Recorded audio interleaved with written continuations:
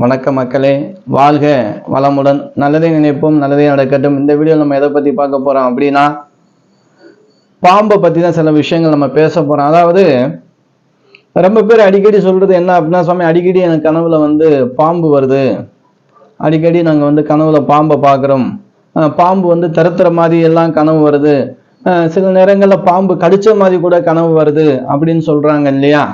அவங்களுக்கான பதிவு தான் இது. அதே போல் உங்களுடைய வீட்டில் பாம்பு வர்ற மாதிரி கனவு கண்டாலும் சரி, நிஜத்திலேயே உங்கள் வீட்டுக்குள்ளே பாம்பு வந்துட்டு போயிருக்கு, இல்லை பாம்புடைய சட்டைகள் பார்த்தது, இந்த மாதிரி ஏதாவது நிகழ்வுகள் நடந்தாலும் சரிங்க. ஏன்னா சர்ப்பம் கனவுல வருது அப்படின்னா கண்டிப்பாக உங்களுடைய ஜாதகத்தில் ஏதேனும் சர்ப்பதோஷங்கள் இருக்கான்னு ஒரு முறை பார்த்துக்கணுங்க. அதை விட முக்கியமான விஷயம் என்ன அப்படின்னா, இப்போ மனிதர்கள் இருக்கிற இடமெல்லாம் பாம்பு இருந்த இடம் தான். அதாவது காடைத்தானே இப்ப எல்லாம் சுத்தம் செஞ்சு பிளாட் கட்டிட்டோம், அதனால அதுலதான் நம்ம இருக்கோம். அதனால அதுக்கு இடம் இல்லை, எங்கே போறது. சில நேரங்கள்ல அந்த மாதிரி தண்ணி இனி அதிகமாக மழை பெய்யும் போது, வெயில் அதிகமான தாக்கங்கள்ல நட்சத்திர பாம்பு வீட்டுக்குள்ள வர்றதுக்கான வாய்ப்புகள் இருக்கு. அப்படி வந்துச்சு அப்படின்னா பாம்பு பிடிக்கிறவங்களுக்கு நீங்க தகவல் கொடுத்து அதை நீங்க சரி பார்த்துக்கிறணும். அடிக்கக்கூடாது, பெரும்பாலும் பாம்பை அடிச்சிடாதீங்க, அடிச்சாலும் அது தோஷமாகும். சரிங்களா? சரி, இப்போ உங்களுக்கு பாம்பு கனவுல அடிக்கடி வருது. அதுல 2-3 வகை இருக்கு. திறத்துற மாதிரி கனவு இருக்கும், நிஜத்திலே இருக்கும். அப்படி உங்க கனவுல ஒரு பாம்பு உங்களை திறத்திக்கிட்டே வருதுன்னு வச்சுக்கிறீங்களேன். அப்படி நீங்க அந்த கனவை பார்த்த நேரத்தை குறிச்சு வச்சுக்கிறீங்க, இல்ல அந்த கிழமையை குறிச்சு வச்சுக்கிறீங்க, பகலா இரவா. அப்போ நீங்க அந்த பஞ்சாங்கத்திலயோ இல்ல காலண்டர்லயோ நீங்க முன்னாடி போட்டிருக்கோம், ஓரை போட்டிருக்கோம். அந்த ஓரை, அந்த நேரம் தெரிஞ்ச ஓரையை பார்க்கலாம். இல்ல கிழமை தெரிஞ்சு அப்படின்னா அந்த கிழமையை குறிச்சு வச்சுக்கிறோங்க. இதே அடிக்கடி உங்களுக்கு மாசத்துல 2 நாள் 3 நாள் இல்ல அடிக்கடி இந்த மாதிரி கனவுகள் வருது அப்படின்னா கண்டிப்பாக நீங்க வீட்டுல சிவ பூஜை பண்ணியே ஆக வேண்டும். ஒண்ணு இல்லைங்க, லிங்கம் ஒண்ணு வாங்கிக்கிறங்க. எல்லா சிவாலயங்கள்லயும் லிங்கம் இருக்கும். அப்படி லிங்கம் எல்லாம் ருத்ராஜம், 5 ருத்ராஜம் வாங்கி ஒரு சின்ன தட்டுல வச்சு அதுக்கு பால் ஊற்றி அபிஷேகம் பண்ணிட்டு, பன்னீர் ஊற்றி அபிஷேகம் பண்ணி, அந்த தீர்த்த ஜலம் இருக்கும் இல்லையா, அதெல்லாம் வீடெல்லாம் தெளிச்சுட்டு நீங்கள் தெளிச்சுக்கிறீங்க. ஏதேனும் ஒரு கோவிலுக்கு போனீங்க அப்படின்னா அங்கே சர்ப்பன் சிலைகள் இருக்கும், நாக சிலைகள் பிரதிஷ்டை பண்ணியிருப்பா. அதுக்கு நீங்க ஒரு 48 நாள் விரதம் இருந்து பூஜை பண்ணலாம். அப்படி இல்லை அப்படின்னா நீங்க ஒரு நாள் போய் மஞ்சள் குங்குமம் வச்சு பால் ஊற்றி அபிஷேகம் பண்ணிட்டு ஒரு சங்கல்பம் பண்ணிட்டு வரலாம். ஆனா உங்க ஜாதகத்தை ஒரு முறை நீங்க எடுத்து பார்த்து அதுல ஏதாவது ராகுக்கு எது தோஷம் இருக்கா, இல்ல ராகுக்கு எது தசாபுத்தி நடக்குதான்னு ஒரு முறை மட்டும் நீங்க பாத்துக்கிறணும். சரி, கனவுல வீட்டுக்குள்ள பாம்பு போற மாதிரி உங்களுக்கு கனவு வந்திருக்கு அப்படின்னா கண்டிப்பாக திருவேற்காட்டு கருமாரியம்மன் போட்டோ இருந்துச்சுன்னா அதை வாங்கி நீங்க வீட்டுல வச்சிருங்க. ஏன்னா சர்ப்பங்கள் தெய்வ அம்சமாகவும் கனவுல போகும்.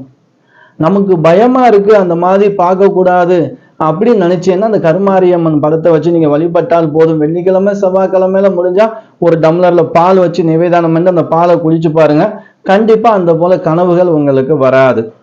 சரி, பாம்பு உங்க வீட்டுக்குள்ள வந்துருச்சு, நிஜத்துலங்க, நிஜத்துல உள்ள வந்துருச்சு. நீங்க பயத்துல என்ன பண்றீங்க, ஆளுங்களெல்லாம் கூப்பிட்டு அந்த பாம்பை அடிச்சு போறீங்க, அந்த பாம்பு இறந்து போகுது வீட்டுக்குள்ளேயே. அப்ப அந்த உயிர், பாம்புடைய உயிர் அந்த இடத்துல இருந்து பிரிஞ்சதுனால அந்த மன தோஷம் ஆயிரும். அதுக்கு சரியான சாங்கியங்கள் பண்ணல அப்படின்னா அந்த மனையில விருத்தி ஆகாது, ஒரு சுபகாரியம் நடக்கிறது தடையா இருக்கும், அடிக்கடி உடல் பிரச்சனைகள் மறையும். இது போல ஏதேனும் ஒரு தொந்தரவுகள் உங்களுக்கு இருந்துகிட்டே இருக்கும். சரி, அப்படி நாங்க நடந்திருக்கு, எங்க வீட்டுல இதெல்லாம் இருக்கு, இதுக்கு நிவர்த்தி என்ன அப்படின்னா கண்டிப்பா உங்க வீட்டுல ஒரு கணபதி பூஜையை போடுங்க. சின்ன சிவனுடைய லிங்கம் பித்தளையில இருக்கும், ஐம்பொன்ல இருக்கும், அது சின்னதா வாங்கி அதை உங்க வீட்டுல மத்தியில வச்சு அதுக்கு அபிஷேகம் பண்ணணும்.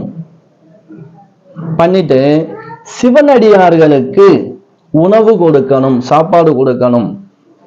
உங்க வீட்டுல வர வச்சும் கொடுக்கலாம், இல்லைன்னா சிவனடியார்கள் இருக்கிற இடத்துக்கு எங்கேயாவது கோவில்ல இருப்பாங்கல்ல அவங்களுக்கு நீங்க போய் சாப்பாடு அன்னம் கொடுத்தாலும் இந்த தோஷம் நிவர்த்தியாகும்.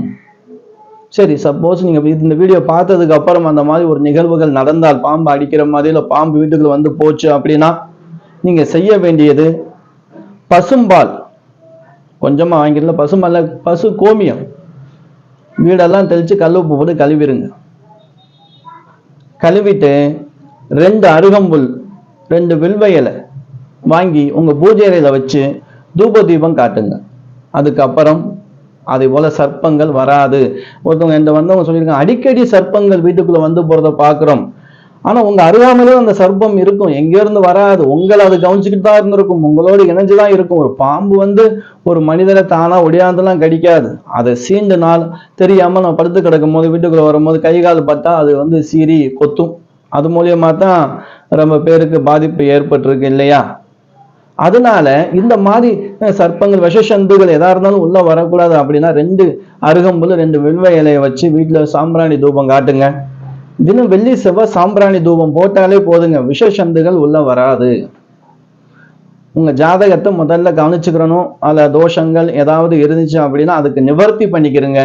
இல்லை அப்படின்னா நீங்க அந்த வீடு வாங்கியிருக்கீங்க இல்லையா, அந்த வீடு சர்ப்ப புத்து இருந்த இடமா கூட இருக்கலாம். அடிக்கடி வருது அப்படின்னா அந்த இடத்துல ஆரம்ப நிலையில, ஏன்னா நம்ம வந்து ஒரு பிளாட் வாங்கி போறோம், ஒரு வீடு வாங்கி போறோம், வீடு கட்டுறோம், அந்த நிலத்துல ஆரம்ப காலத்துல அந்த புத்து இருந்திருக்கலாம், அதை இடிச்சு வீடு கட்டி இருந்திருக்கலாம். அப்படி இருந்தாலும் அந்த பூமியுடைய மண்ணை ஒரு பிடி வெள்ளிக்கிழமையில இல்ல பௌர்ணமியில அமாவாசையில எடுத்து ஒரு அம்மன் கோவிலுக்கு கொண்டு போய், இல்ல சிவாலயத்துக்கு கொண்டு போய், அங்கே குளங்கள் இருந்தால் அந்த குளத்துல அந்த மண்ணை போட்டுட்டு பிரார்த்தனை பண்ணிக்கிறங்க. எங்க மனையில எந்த தோஷம் இருந்தாலும் அதை நிவர்த்தி செஞ்சுட்டாங்க அப்படின்னா எந்த சுவாமி கிட்ட போய் எந்த குளத்துல போய் போடுறோமோ அந்த தேவதை கிட்ட வேண்டிக்கிறங்க.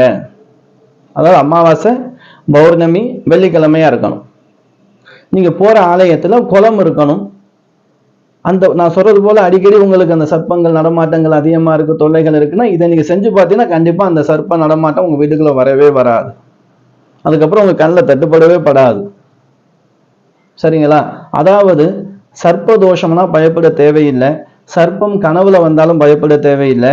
அதே போல சர்ப்பம் வந்து கனவுல உங்களை கடிச்சிருச்சு அப்படின்னா தோஷம் விலகப்பட்டது, அதாவது சர்ப்பத்துடைய சாபம் நிவர்த்தி ஆயிருச்சுன்னு நீங்க உறுதி செஞ்சுக்கலாம். திறத்திட்டே இருக்கு, அடிக்கடி அந்த கனவு வருது அப்படின்னா அது ஏதோ ஒரு தோஷம் இருக்கு, ஏதோ அறிகுறி உங்களுக்கு காட்டுது. நீங்க போய் சிவ பூஜை பண்ணணும். இல்ல சிவாலயங்களுக்கு போய் விபூதி திருநீர் வாங்கி கொடுத்து சிவபெருமானுக்கு அபிஷேகம் பண்ணிட்டு அந்த திருநீரை கொண்டு வந்து நீங்க வீட்டுல லைட்டா அங்க எங்க போட்டு விட்டீங்கனாலும் போதும், உங்க இடத்துல அந்த மாதிரி கனவுகள் வராது. தினமும் நெத்தியில பூச்சிட்டு கூட நீங்க படுத்து தூங்கலாம். அதனால சர்ப்பங்களை கண்டு பயப்பட வேணாம். கனவுல கண்டு நிஜத்துல கண்டே அப்படின்னா பார்த்துட்டே அப்படின்னா பாம்பு பிடிக்கிறவங்க இருக்கு, இல்லை தீயணைப்புத்துறைக்கு கூட நம்ம சொல்லி அதை வர வச்சு அதை கொண்டு போய் அவங்க காட்டுல விட்டுருவாங்க. அடிக்கப்படாது, ஏன்னா தெரியாம நம்மளால கம்பம் அடிச்சு அது நம்ம மேல பாஞ்சு எந்த அசம்பாவிதமும் நடக்கக்கூடாது இல்லையா? சிவபெருமானையும் ஆதிபராசக்தியும் வேண்டினாலே போதும், சர்ப்பத்துடைய கனவு தொல்லைகள் வராது. உங்களுடைய இல்லத்துல திருவேற்காடு கருமாரியம்மனுடைய உருவப்படம் இருந்தாலும் அது வழிபட்டுட்டு இருக்கும் போது அந்த சர்ப்பத்துடைய தொல்லைகள் நிஜத்துல கூட வந்து போகாது. நன்றி, மீண்டும் சந்திக்கலாம். வணக்கம் மக்களே.